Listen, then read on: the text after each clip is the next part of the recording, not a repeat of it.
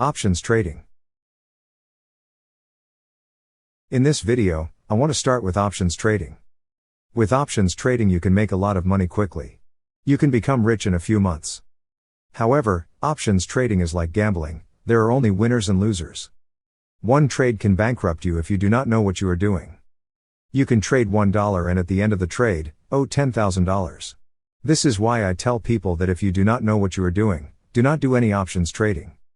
Plus, because of this, in some countries, options trading is illegal. Options trading was not always like this. In the past, options trading was a way for farmers to get paid in the spring for crops they will harvest in the fall. It allowed farmers to get all the supplies they needed in the spring to plant their crops. Thus, in the beginning, options trading was connected to something tangible or physical. Now today, you can trade almost anything through options trading.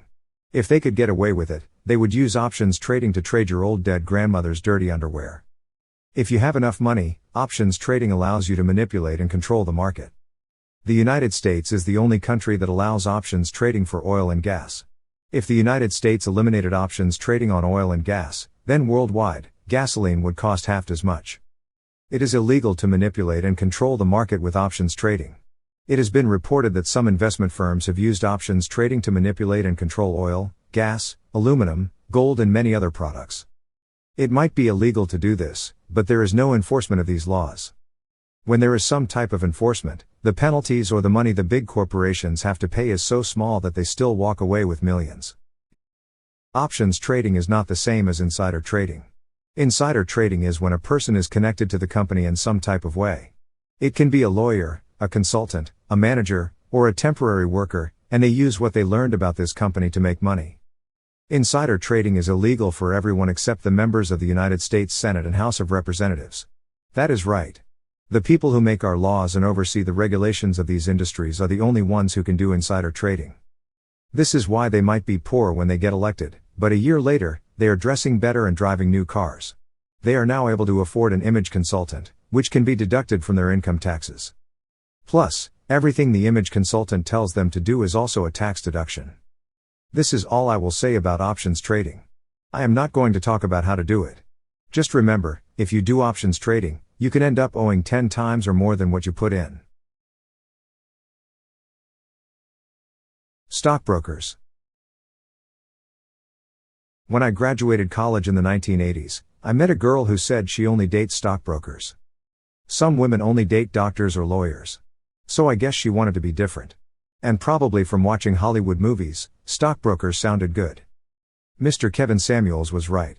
Most women have no idea what a man does for a living, or what it takes to get to the place where he is at. They do not know about all the hard work and sacrifices he had to make to get to a place where he is making a good living. What this girl did not understand was back in the 1980s and 1990s, a person did not need a college degree or a high school diploma to be a stockbroker. This is because being a stockbroker is only about sales. Stockbrokers know little to nothing about stocks or bonds. They sell the same financial products you can buy from your local insurance salesman. The real money is in corporate sales and as a trader. After graduating college, and if you get one of these jobs, then after 7 years, you can quit and you will walk away a millionaire. This is why they only hire people who graduated from the top business schools for these jobs.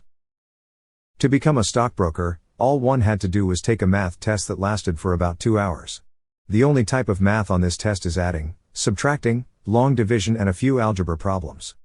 I was surprised by how many people failed this test. I took this test and did not finish all the problems. During the test, I decided that I did not want to be a stockbroker. We all have done something stupid because of a girl.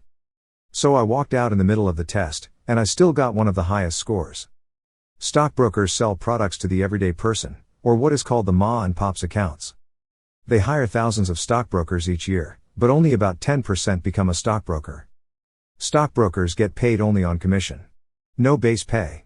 No salary. No hourly wages. Thus, if they do not make a sale, then they do not get paid. It takes a new stockbroker about 2 years to build up enough clients to where they can make a living. With corporate salespeople's base salary, starting right out of college, is more than what most stockbrokers earn after working for 3 years. And this does not include bonuses and stock options. And traders earned a lot more. What many do not understand or know is that one of the main functions of a stockbroker is to sell stocks that the big clients do not want. The corporate salespeople and traders cannot sell the stocks that are about to go bad to other investment banks, because these banks also hire people from the top business schools. So they also know what stocks are about to go bad. And to keep their big clients happy, they got to get rid of these bad stocks. So they tell the stockbrokers to sell these bad stocks to their clients. The ma and pops accounts. Back then, the internet was not as developed as it is today, so information did not flow as quickly as it does today. So I do not know if this is still the same way. The corporate salespeople and traders would tell the stockbroker to push hard a bad stock. And with thousands of stockbrokers pushing the same stock would cause the stock to increase in value for about 3 months. After the corporate salespeople and traders got all of the bad stock out of their big clients' portfolio is when they tell the stockbrokers to stop pushing the bad stock. However, the value of the stock will keep increasing because during this time period, during these 3 months, other people would see this stock increase in value and want in. So they also start buying this stock. The ma and pops are happy because they think they are making a lot of money. However, in the 4th month, the stock will start to decrease in value. By month 5, the stock will hit rock bottom. The professional options traders know all of this. They see it coming. So they make a lot of money. In addition, you cannot trust anything they say on financial television shows or any financial advisor you see on television. They are doing the same thing the stockbrokers are doing. Most of the time, these people are giving you misleading information. Write down the advice they are providing and track the results for about 6 months. After 6 months, you will see that their advice was bad. This is why they never talk about it again. They never do a 6-month follow-up to prove what they said was correct. Financial reporters are also bad because they are only reporters. They know very little about stocks, bonds or the market. They get their information from the same people who are giving you misleading and bad advice. Today everyone and their mama is a day trader. And yes, some day traders do make a very good living. Plus, many people have to handle their own investment or retirement portfolios. Plus, there is no law in the United States that says an investment bank or anyone has to provide advice that is good for their client. So they probably invented other ways to separate you, the little guy, the ma and pop, from your money. I have not talked to any of my classmates who worked in this industry in over 20 years. So I do not know about the latest scams. I call them scams, but it is all legal. The problem is that no one knows where to go and get good advice. This is because there is no place. The current system is set up to where you have to figure it out on your own. And this is by design. In the United States, all the people get a government pension, which is called Social Security. In the 1980s, Social Security had an 8-year surplus. Plus, at this time, the United States government was pushing people to save more for retirement. When you add it all together, this is a lot of money. Money investment banks wanted to get their hands on. Now, some people in the government have been pushing for Social Security to be managed by investment banks. They have been using all types of lies to justify this. Such as, Social Security is running out of money and will be bankrupt. All of it is not true. According to the law, the government is required to replace all the money it borrowed from Social Security. The only presidents that have replaced the money they borrowed from Social Security was Presidents Clinton and Presidents Obama. Presidents Reagan, Bush 1, Bush 2 and Trump never did. Plus, the state government that did have their pension funds managed by investment banks, people lost more than half their pensions. This helped many other people in government to stop the ones pushing to have Social Security be managed by investment banks. Therefore, for the investment banks to get their hands on all that retirement money, all that savings, banks have stopped providing interest on savings accounts, or little interest.